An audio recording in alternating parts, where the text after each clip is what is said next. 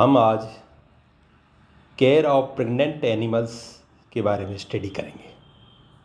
हमने previous class में ये प्रेगनेंसी डायग्नोसिस के बारे में स्टडी किया था और विभिन्न कैटेगरी के एनिमल्स की गेस्टेशन पीरियड का भी स्टडी किया था और ये भी देखा था कि इनका डायग्नोसिस कैसे किया जाता है, गेस्टेशन पीरियड कितना होता है और ब्याने के बाद दोबारा कब गाय को प्रेग्नेंट कराया जाए। अब गर्भवती मादा की देखभाल शुरू तथा अंत की 1/3 गर्भावस्था कठिन होती है। प्रारंभिक अवधि में यानी जैसे गर्भ के प्रारंभिक महीनों में गर्भपात का भय रहता है, एबॉर्शन का भय रहता है। अंतिम तक तिहाई में गर्भ का विकास, अंतिम 1/3 लास्ट मंथ में गर्भ का विकास तेज़ी से होता है, जिसके कारण उस मदर को अधिक पोषक तत्वों की आवश्यकता होती है। अतः प्रेग्नेंट एनिमल की देखभाल के लिए किन किन बातों का ध्यान रखना चाहिए। पहला है कि गर्भवती मादा के बाड़ा में उचित बिछावन हो, लीटर हो तथा फर्श फिसलने वाला नहीं होना चाहिए। गर्भवती पशु को ज़्यादा दूर तक और अधिक तेज़ नहीं चलाना चाहिए तथा दूसरे पशुओं से लड़ने नहीं देना चाहिए। तीसरा है एम्ब्रियो डेवलपमेंट तथा उनकी स्वयं की आवश्यकता के अनुसार उचित पोषक एवं संतुलित आहार उपलब्ध कराना चाहिए। प्रेग्नेंट काऊ को एम्ब्रियो डेवलपमेंट के लिए और उसकी खुद की आवश्यकता के लिए उचित और बैलेंस डाइट उपलब्ध करानी चाहिए।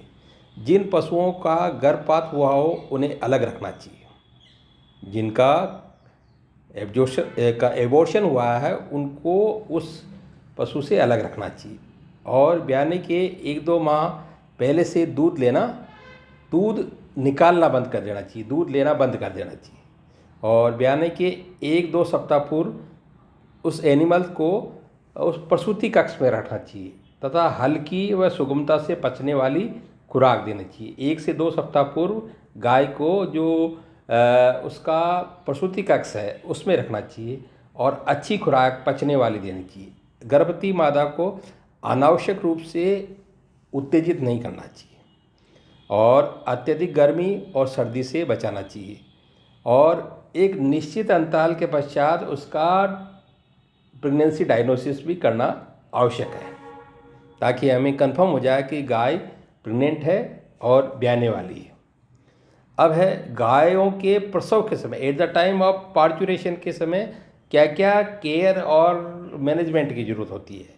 तो at the time of parturition सबसे पहले गाय को उस पार्चुरेशन चेंबर में रखना चाहिए, प्रसव कक्ष में रखना चाहिए। प्रसव से 48 घंटे पहले दाने चारे की मात्रा आधी कर देनी चाहिए। इस समय गाय की योनि से चिकना एवं लसलसा पदार्थ निकलने लगता है।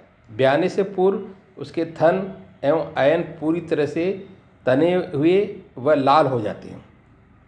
गाय बेचैन महसूस करती है, बार बार उठती है, बैठती है, रंभाती है और दर्द के कारण गाय अपने दोनों तरफ देखती है। अतः प्रसव के समय सर्वप्रथम जो वाटर बैग निकलता है जिसको हम जल थैली कहते हैं, वह थैली निकलने के बाद बच्चा बाहर आता है। यदि थैली निकलने में 1 घंटे से तक, यदि थैली निकलने के 1 घंटे तक बच्चा पैदा नहीं हो तो तुरंत वेटनरी डॉक्टर की सहायता लेनी चाहिए। और गाय के ब्याते समय शरीर में तनाव रहता है, गाय को काफ़ी श्रम करना पड़ता है, जिससे ब्याने के तुरंत पश्चात गाय को प्यास लगती है। अतः इस समय उसे हल्का गुनगुना पानी पिलाना चाहिए। ध्यान रखना चाहिए ज़्यादा ठंडा और गर्म पानी उसको नहीं देना चाहिए। ब्याने के बाद गाय के थन गुनगुने पानी से धोकर मोटे कपड़े से धीरे धीरे साफ करनी चाहिए। गाय के ब्याने व जेर गिराने के बाद गाय के जो एक्सटर्नल रिप्रोडक्टिव ऑर्गन है और कोख व पूंछ आदि को गर्म पानी जिसमें लाल दवा और नीम की पत्ती उबली हो से धोना चाहिए। ये कीटाणुनाशन का काम करती है। ब्याने वाले स्थान को यथाशीघ्र फिनाइल के घोल से छिड़काव लगाकर फर्श की धुलाई कर साफ कर देना चाहिए। और ब्याने के बाद अयन पर हल्के हाथ से मालिश करने से क्या होता है, गाय में दुग्ध संचार बढ़ जाता है। जो मिल्क वेन होती है उन पर यदि मालिश करने पर दुग्ध संचार बढ़ जाता है और अयन का तनाव भी कम हो जाता है।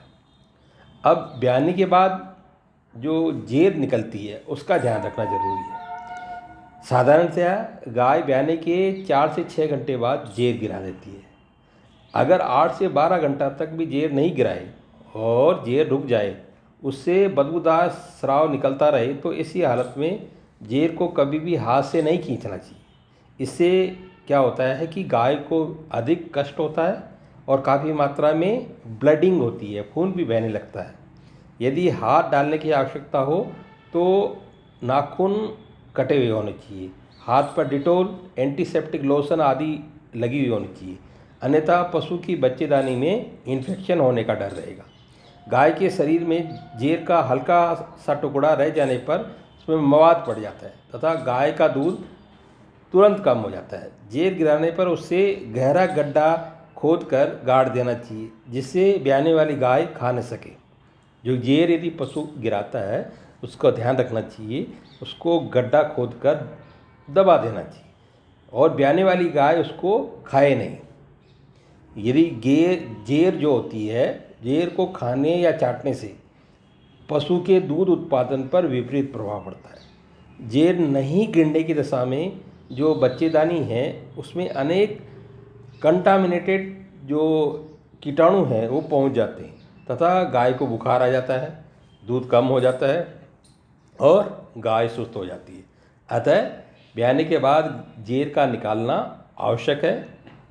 साधारणतः निकल जाती है, नहीं निकलती है तो हमको डॉक्टर का से परामर्श लेना चाहिए और उसको बच्चेदानी से सावधानी पूर्वक निकाल कर गड्ढे में दबा देना चाहिए।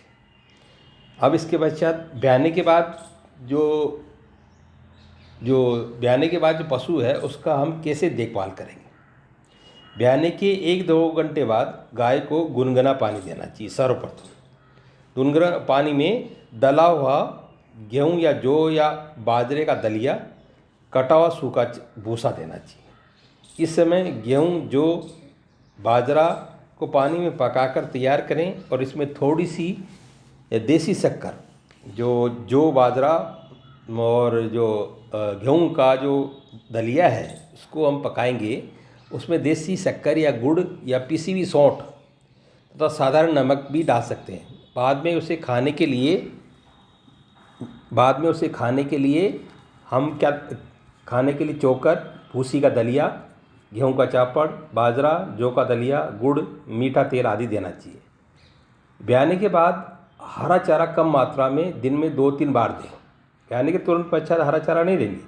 ब्याने के तुरंत पश्चात हम क्या देंगे, उसको सूखा चारा देंगे, भूसा देंगे और उसको गेहूं, जौ, बाजरे का दलिया और उसको उसमें शक्कर या गुड़ या पिसी हुई सौंठ और नमक मिला के देंगे।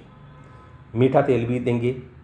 ब्याने के बाद हरा चारा 1/3 उसके साथ अन्य चारा देना चाहिए, जिससे गाय को आफरा नहीं आवे तथा गाय का पेट ठीक कार्य कर सके।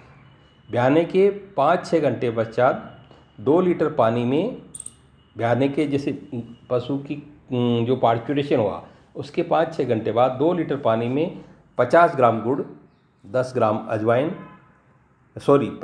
गुड़, 100 ग्राम अजवाइन, 100 ग्राम मेथी, 100 ग्राम काला नमक, 5 ग्राम सौंठ, ये उबालकर पिलाना लाभदायक होता है। जो ब्याने वाली गाय है जो ब्या गई, उसको 5-6 घंटे पश्चात पानी में 500 ग्राम गुड़, अजवाइन 100 ग्राम, मेथी 100 ग्राम, 100 ग्राम काला नमक और 5 ग्राम सौंठ, ये उबालकर देने से उस जो ब्याई हुई गाय है उसको राहत मिलती है।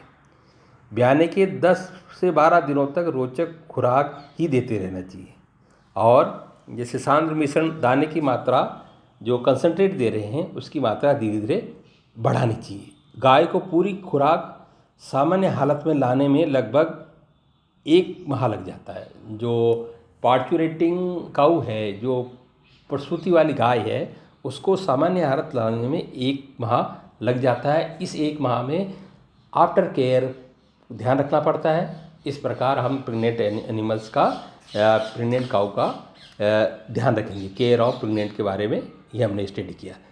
Thank you.